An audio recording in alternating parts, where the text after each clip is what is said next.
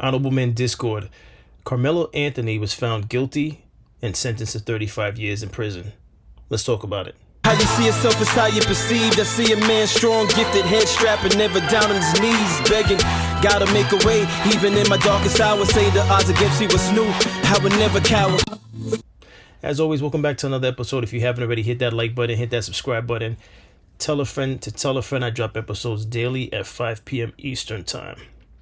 So, at the time of this recording, I do not have any news feed to post because this is pre-recorded and unfortunately the news feeds are live, so I can't just throw that in here. Actually, I can, but I'm choosing not to be honest with you. It's not important. The verdict was already given, and that's why I stayed up late before filming this, and I really don't care to hear the reporters talk about it any further, to be honest with you. I have some things queued up. I'm going to play them, and I'm going to speak about this. All right, so let's get into the first one. So Karmelo Anthony got 35 years. A 17-year-old. 35 years. Under those facts, that's cool. It's cool. I'm gonna go live later on. Like 6:30, I'll go live, but like 35 years is sickening. 35 years. Something he did as a 17-year-old. Again, something he did as a 17-year-old. What his defense team said was in defense of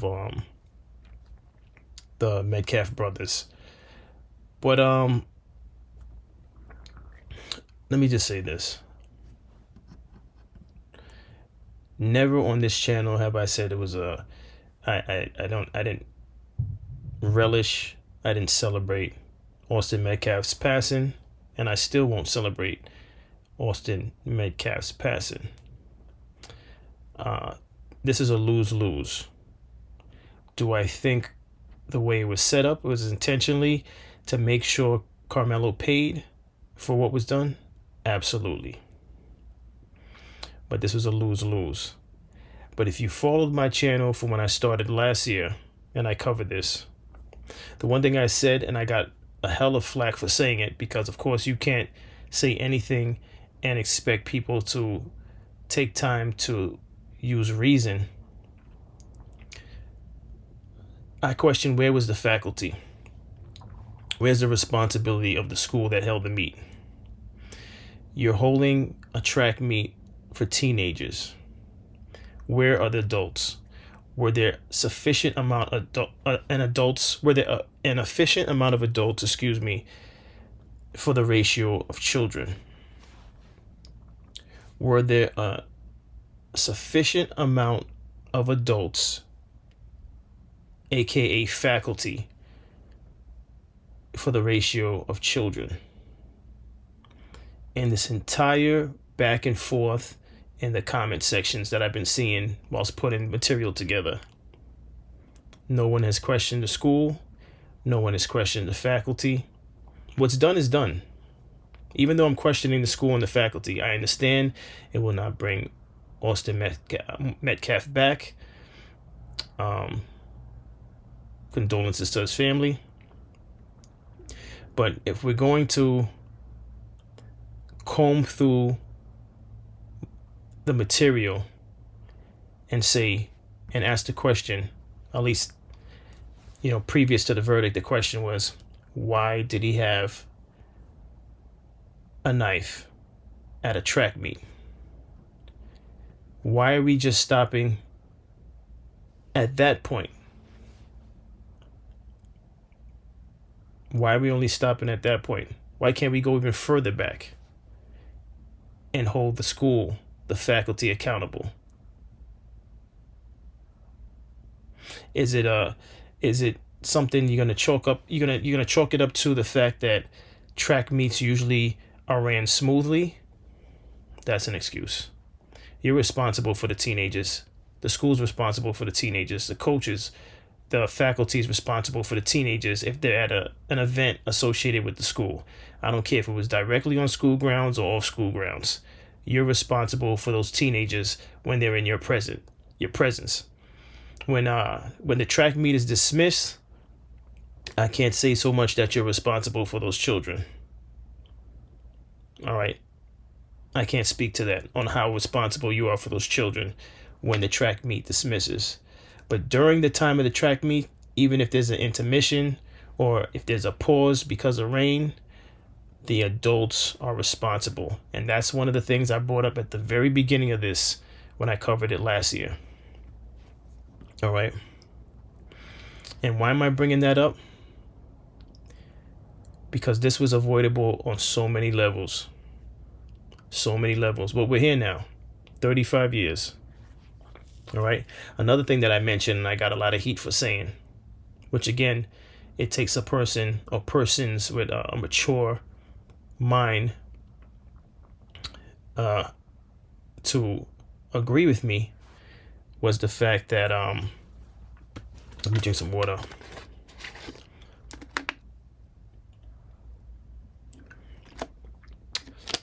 It's gonna come back to me. I literally lost my train of thought. But okay, was the fact that when I brought up the fact that we need to teach our children to keep their hands to themselves, and if there's any issue, especially when it's involved an event with school, you have to look for an adult, someone in charge. And when I said that, I got a lot of flack for that, as though I'm just saying that to go against the stance and whatever position the Metcalf brothers chose to take that day. I wasn't saying it just because of this case. I said that before this case. Why? Because I practiced that. That's something I would tell my own children. All right. But for some reason, people choose to ignore that part. They choose to ignore the responsibility of the school, and they choose to ignore the fact that why wasn't that something that was understood by children, by these teenagers? And the reason why I have to address the Metcalf twins is because had it never got to a point where they put hands, it would have went further. Doesn't make the outcome acceptable. I'm never going to say the outcome is acceptable, and I'm never going to celebrate the outcome. All right. There's some quote unquote adults jumping in the comments, not so much my comments, but I've seen in the other comments of other people's videos, and they're celebrating this thing as though this is some type of victory. But then the world would like to believe there's no such thing as racist. I've talked about that before in other episodes. The world selectively, certain people in this world selectively, when you bring up topics of race, they roll their eye as though here we go again. Here we go again with talks of race. Everything about this thing is race. Everything about this case was race related. And if it wasn't directly associated with race, it was definitely race was definitely a thing within the comment sections. We've all seen the stuff that's been said in the comment sections, and I'm not going to go there with what was said in the comment sections, because then I'm one and the same. And I'm not here to be one and the same. But this is, I'm going to keep saying it. Teach your children to be respectful of others, both ways. Don't put hands. If there's an issue, get an adult. If there's an issue, get an adult. Period. Now, let me just go into this video and I'm going to speak further. Say the shit that y'all scared to say about this verdict today. The reason why Austin felt so comfortable putting his hand on Karmelo, even though Karmelo has set a boundary, is because white people still see us as their property. Oh yeah, even though we're not in slavery, they still look at us as their property, honey. The fact that we even want to set up a boundary, to them, that's us having audacity for trying to have bodily autonomy. And we already know Caucasians are curious creatures. So they're going to test the limits. They're going to poke the bear. They're going to push the button. And they're going to cross the line every damn time. And it's always going to start off small as a little microaggression, like mispronouncing your name, not not calling you by your title. Then all of a sudden it starts to get physical. And even though they put their hands on us first, even though they pressed our buttons first, we will always be seen as the aggressor. We will always be the villain, not the victim. Because let me tell you why. Because being black and existing is a form of resistance to these white supremacists. Every system that they set in place was meant for us to fail, but yet we have prevailed. We still find joy, even though we're faced with injustice. We still find hope when things are hopeless. Let me say this in closing to any Caucasians watching this. Like a bow, I don't care how far you try to pull us back and back and back. The kinetic energy in the black community will always propel us forward. I'm gonna go ahead and say the shit that y'all scared. Let me just say something, and it's slightly off subject. First of all, I agree with what the young man had to say, which is why I actually posted it as one of the videos I'm playing, because I agree with it. I absolutely agree with it. And by the way, I'm talking a little low because it's late at night. Again, I waited until the actual verdict to do this episode because I didn't want to make an episode on the fact that he was found guilty, because by the time this airs, we already know that, and we also already know that it's been 35 years. But I mean, I wanted to make sure I got that time in there once they deliberated and had a verdict with the actual time, the sentence. With that being said, many years ago when the Titanic movie came out, and many of you watching this may not be old enough to have seen the Titanic movie when it was in theaters, and that's the Titanic movie with Leonardo DiCaprio. One scene that sticks out for me and resonated with me was when he and the people below at the bottom of the ship, in the basement of the ship, if you will, were celebrating, and they were having so much fun, whilst those that were well off were living a stuffy lifestyle, in the restaurants, bougie lifestyle in the restaurants. That scene stuck out to me because that is the life that I know, and I'm sure others know, being melanated, being black. Just like this young brother said, we find ways to celebrate, laugh, and smile despite knowing that the world is on our shoulders, on our head, with no intentions of ever letting us breathe. No intentions of letting us breathe. It wouldn't matter how the message is delivered.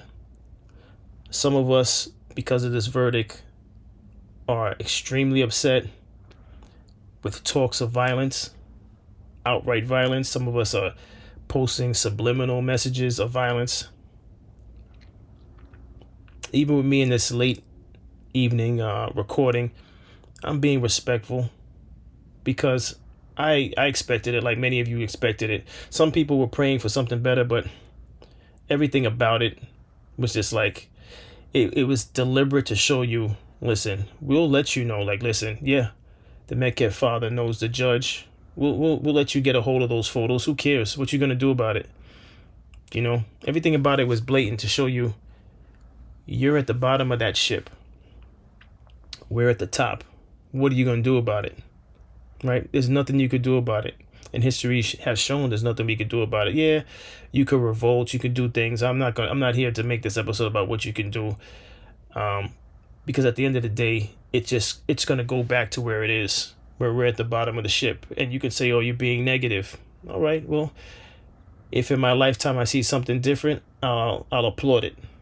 I'll applaud it, at most. But we're at the bottom of the ship. But I'm still smiling. I'm talking low right now because there's other members of the family that's trying to get some rest, trying to go to sleep. But we're still smiling, and we're going to continue to smile. We're going to continue to be positive, hopeful, continue to thrive, and that's not going to stop. That's never going to stop. So despite the comments and the threats and the memes, we're not going to stop smiling. We're not going to stop winning. We're not going to stop succeeding because it's in our DNA. And that's what the world can't figure out. And let me say this too.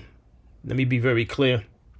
Despite the history of melanated people in this world. And I say melanated. I don't like to say black. I'm not going to say foundational black American. I don't want no division. I don't represent that for obvious reasons. Well, if not obvious, because my parents were born in Trinidad.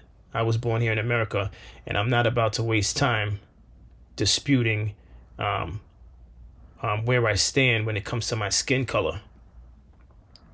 Because if you're my shade, I don't care if you're Dominican, Haitian, Jamaican, American, black. At the end of the day, the world looks at us, and if the world is disgusted with our skin color, they see us all as one and the same. So I'm not playing that game with the FBA. That's a whole nother subject that I'll get into maybe in the next 2 weeks with some special guests. All right. But I'm not playing that game. With that being said, I'm proud of the skin that I have, and I wouldn't take it any other way. I thrive on being the underdog, as you all should also. Be proud of who you are. I don't care how many feet go on your shoulders and try to push you down. You knock them off one at a time, and you continue to stand up tall with your chin up. You continue to stand tall with your chin up. All right. Let me go on to the next video. Best advice that I'm gonna give to my people. Look, the main thing that we all should be doing right now is being fucking successful. That shit is the cure to everything. That's what they hate. They don't want to see you successful. They don't want to see you with the big ass house next to them. They don't want to see you in that position. So the best thing to do is be successful. Pass those classes. Be the smartest. Do the math. Be the best reader. Do whatever sport you do. Be the best chess player. Be the best at what you're doing. Finish. Don't quit. That's the best advice I can give you right now. Have all your paperwork straight. Be on point. They don't like that shit. They don't expect that shit from us. They hate that. The more on point you are, the fucking better. Cops pull you over, ID, registration. Be on point, right? Be better than what motherfuckers expect. Be the example. I'm telling you, that shit feels so good, being on point, having good fucking credit card here, boom. I'm telling you, go get the shit that they wish they can get. You understand what I'm saying? This is the best advice. Again, I agree with what the brother had to say. I agree with quite a few things that he posts. This is Harvey 1E9. I agree with some of the things he posts. Let me just give credit to this gentleman also. Too Raw, Too Real. Too Raw, Too Real 2. And also LWYRCHC. But I agree with the young brother had to say. The only thing that I'll say that I don't agree with is do it because you can and because we're able. We're smart enough too. Don't be the version of you that's less than. All right. One thing I can't stand is when melanated people continue to uphold the stereotypes. That irks me. That's where I have black fatigue. All right. And it's not black fatigue for those melanated people that were born in the United States. It's fatigue for anyone, whether it's melanated people from Trinidad, melanated people from anywhere in the Caribbean. So I'm not singling out any one particular melanated people. I don't like seeing us upholding the stereotypes when I know we're capable of brilliance. I say this all the time. I'm not saying it just to say it, so people could look at it as like, oh, you're just using it to try to spark life into a failing community. No, I say it because I believe in it wholeheartedly. I know we're intelligent. I know we're capable. Are we at times lazy? Yes, absolutely. Are we at times ignorant? Yes. We are capable of being better versions of ourselves, but we have to believe it. My channel, no matter what I say, no matter what others say on their channels, it won't be enough to change anything. We have to change our mentality and the way and the effort we put out there. We have to care enough to change the effort and the things that we pour into that is negative and that doesn't take us anywhere. But back to my point, do it because you're capable, because you're smart, because you're intelligent, because you're fearless, you're courageous. Do it for those reasons. Don't do it because you're in competition with trying to get validation from showing them, listen, I could live where you live. To hell with all of that stuff. All of that stuff means nothing, because at the end of the day, you're doing it because you can, and for that reason, you're doing it because you're doing it for yourself, to prove to yourself that you are valuable. But don't ever prove anything to someone else. If they want to applaud you or acknowledge it, that's great, but that's not what you're doing it for. All right? America should be very upset about what went on today. What this process did is shown that black lives do not matter in Collin County. It showed clearly that a judge interfered in this process. It showed very clearly that a black boy was allowed not one black soul on a jury. An all white jury convicted him in 2 to 3 hours. You say I'm upset? Hell yeah, I'm upset. Mad as hell. I respected this process, but we gonna fight like hell to make sure that Collin County know that Karmelo Anthony is not going to go away. Black America should be very... First of all, everything was set up because that particular area in Texas, Texas or Houston, forgive me if I'm mixing up, that was not only because a life was lost. That whole setup was also because he was able to get out on bail. They weren't going to let that one go.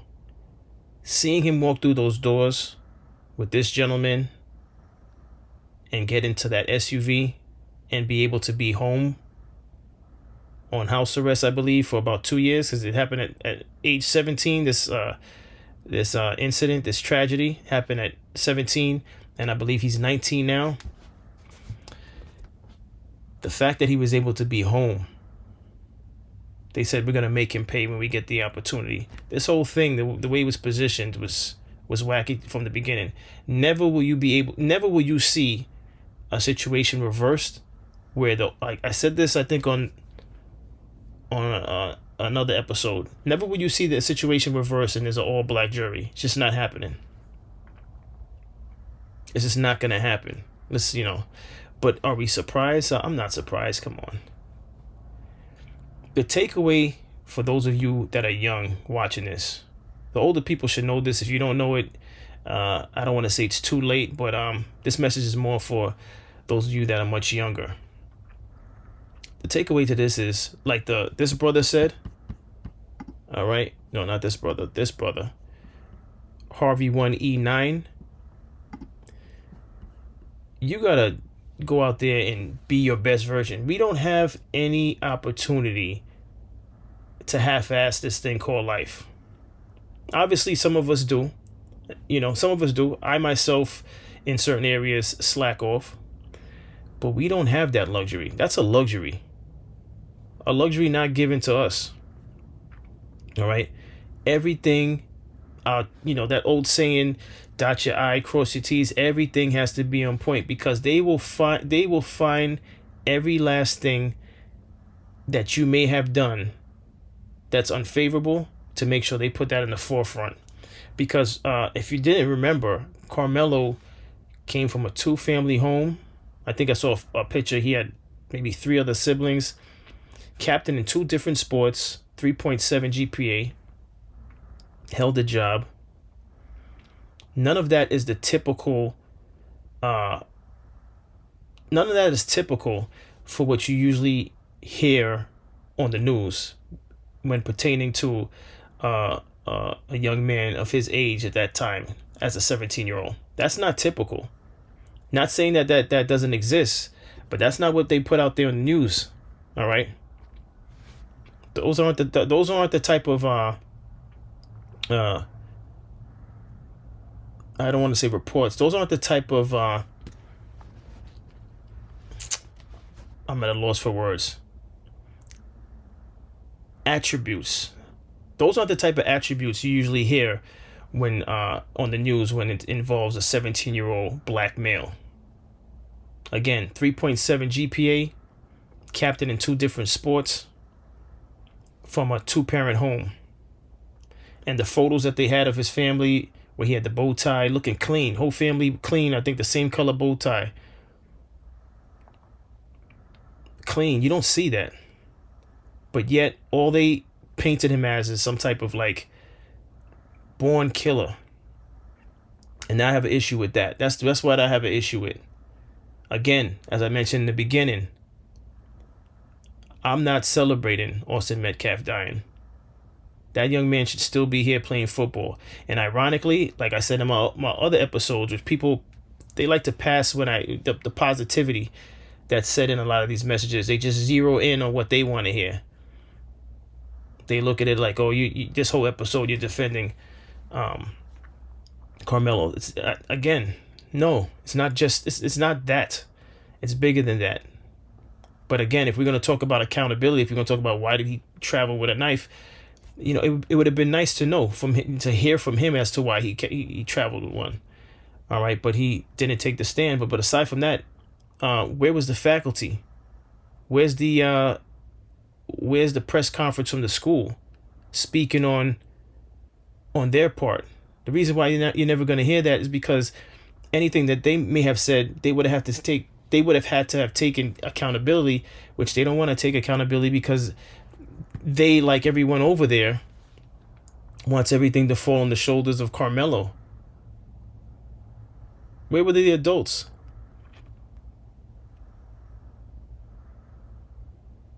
Where were the adults? Let me go into the last thing I have queued up so I can wrap this thing up. Reporter that was reporting at the courthouse where Carmelo Anthony's case was happening today. They released the verdict. She was talking about the racial tension around the case, and she decided to say that they needed to address a big gorilla in the room. Now, let me tell you something. I've never heard that phrase include anything other than elephant, and definitely not gorilla. And I think it is a really interesting choice to use that word in this particular instance where we're talking about a racial dynamic and racism centered around Black people that have had that word used directly at us in a very racist way to dehumanize us. That is something that is crazy to say on air. And I have called this out on Threads. So if you follow me on Threads, you already heard this. But I'm telling you, this is something that I cannot just let fly. Okay? There are people that are hurting right now because of that case across the board. Every single person in that case is going through it right now. And adding to that by saying a comment like that is crazy. Let's talk a little bit about the big gorilla in the room, so to speak, was the fact that there were people out here on both sides shouting racial slurs at one another. But it was very clear that the prosecution and the defense did not want this to be about race. And they said it wasn't about race. And you could tell by some of the witnesses that were also called by the prosecution. So let's talk a little bit about that. They did have a lot of... I watched that coverage and I sat and listened to the many microaggressions that she threw out the entire time she was covering it. One of the things she said was, hey, there's a lot of people here that don't appear to live in this county. Collin County is where this case was happening. This Collin County is 62% white. How else would you know if they lived there or not? She said they were using race to bait. I have to correct something. I said attributes when in regard to Carmelo Anthony's accomplishments. Accomplishments like that, in which the accomplishments that he has is not often something you hear on the news. All right, so he was an anomaly. All right, that's not something you see often, and look at how it played out for him, which is why we have to be razor sharp in this life. You could either half-ass your life and not be your best version, or you got to be razor sharp. There's really no in-between in this world for us. There is no in-between. people. It was part of their agenda. There's things that she was saying. I'll include the clips. People really wanted one side or the other wanted to be the people that claimed, I guess, victory. But again, we did have a lot of people. I saw a lot of them out here that were not from this county, that were not from this state, that came in simply to poke the bear, so to speak. They had an agenda, and they were going to use race as baiting people. They were actually cussing and slurring at one another on both sides. There were other people from the community that were here, and they were praying. And they were like, please, everybody stay calm. We're going to let the legal process work. Let's not make this worse than the situation already is with two families, both distraught. Now, here's the thing, right? The reason I'm bringing this up is not for you all to harass her. Do not do that. I'm so serious. Do not do that. Okay? I know people like to call employers. If you want to do that, whatever. But when it comes to like people's personal information and stuff, that's not what this is. Okay? But what I do need you all to understand that don't understand this issue is that Black people can be going through it. Okay? Because there's a lot of problems with this case. And you are going to probably continue to hear about it. And it is not, like I said, everyone involved. This is a tragic thing that has happened, okay? Just in general. But there is racism playing into how this case has played out.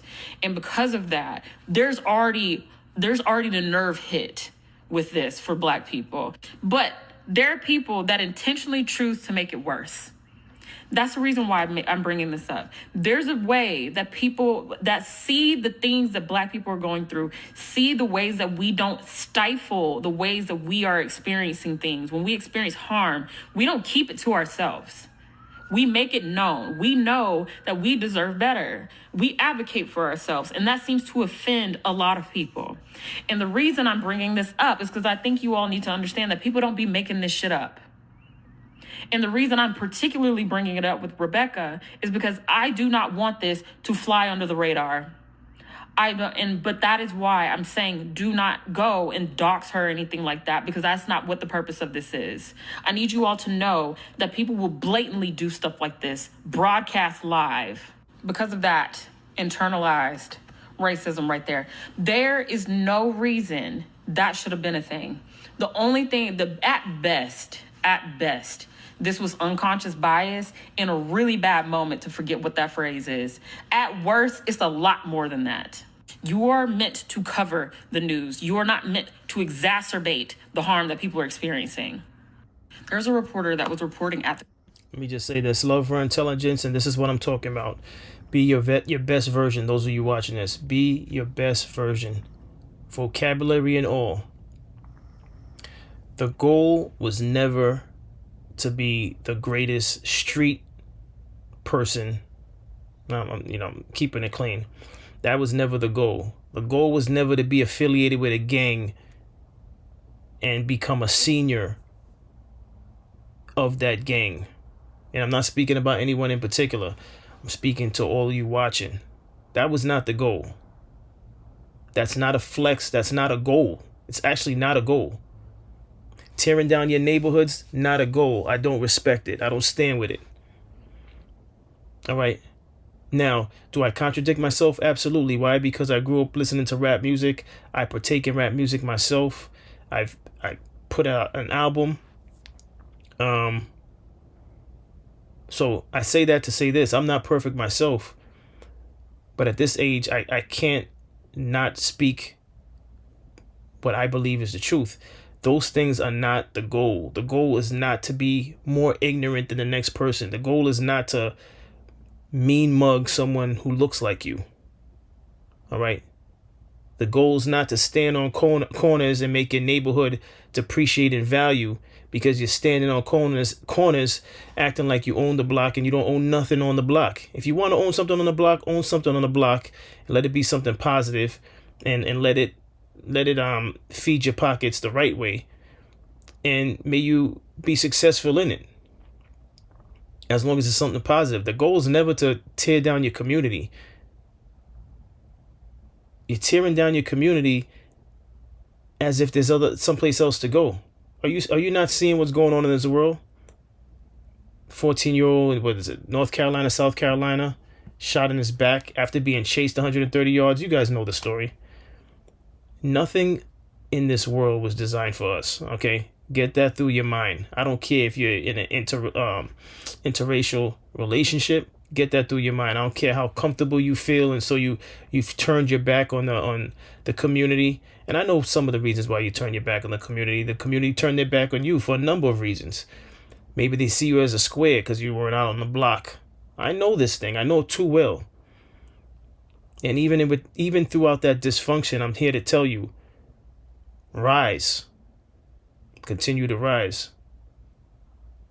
We are literally all we got. And if we're spending too much time nitpicking about, oh, this person's from there, that person's from there, listen, if you were born here and you feel you deserve the reparations, have the reparations. I don't care about stuff like that. Neither should any of us.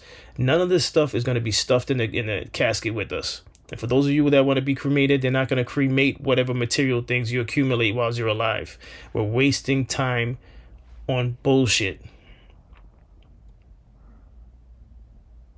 Listen, I wish you all the best. Keep your head up. Literally keep your head up. And as always, I appreciate everyone for tuning in. Tell a friend to tell a friend. I drop episodes daily at 5 p.m. Eastern time. I'm gonna continue to try to drop at 5 p.m. daily. If anything changes, I'm gonna keep you guys notified, as I mentioned in a previous episode. And as always, stay honorable.